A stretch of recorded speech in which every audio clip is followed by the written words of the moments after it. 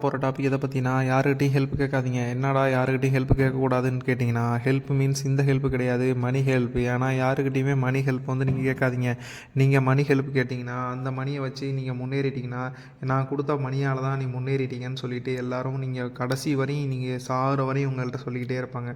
நான் காசு கொடுத்தேன் அதனால தான் அந்த பையன் முன்னேறிட்டான், நான் காசு கொடுத்தனால தான் அவன் இப்படி இருக்கான், இல்லைன்னா நான் கொடுக்கலின்னா அவன் நார்மலாக இருந்திருப்பான், இப்போ பார்த்தீங்கன்னா பெரிய பணக்காரன் ஆகிட்டான், இப்போ என்னெல்லாம் மதிக்க மாட்டான்னு சொல்லிகிட்டே இருப்பாங்க ஃப்ரெண்ட்ஸ். அதனால் யாருக்கிட்டையுமே மணின்னு சொல்லிட்டு கடன் கேட்காதீங்க. உங்கள் ரிலேஷனாக இருந்தாலும் ரிலேஷன்கிட்ட கூட பணத்தை கேட்டிங்கன்னா, நீங்கள் நல்லா இருந்தீங்கன்னா அவங்களுக்கு பிடிக்காது.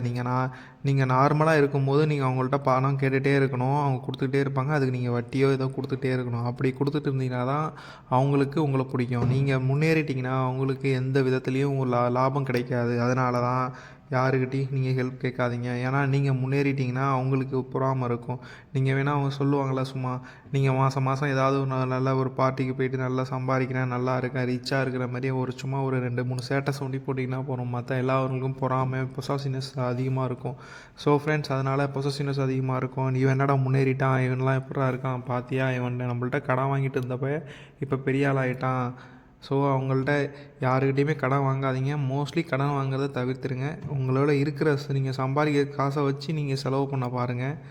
இன்கேஸ் எமர்ஜென்சிக்கு செலவு பண்ணுற மாரி இருந்தால் தான் கூட உங்களுக்கு கடன் வேணும் அப்படின்னா கூட பேங்க்கில் கூட வாங்கிங்க.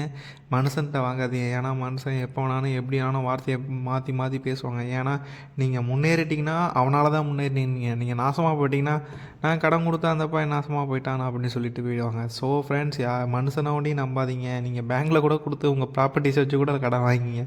மனுஷன்ட்ட ஒன்றையும் கடன் வாங்கிடாதீங்க ஃப்ரெண்ட்ஸ். மறக்காமல் சப்ஸ்கிரைப் பண்ணுங்கள், பெல் பட்டன் எடுத்துங்க.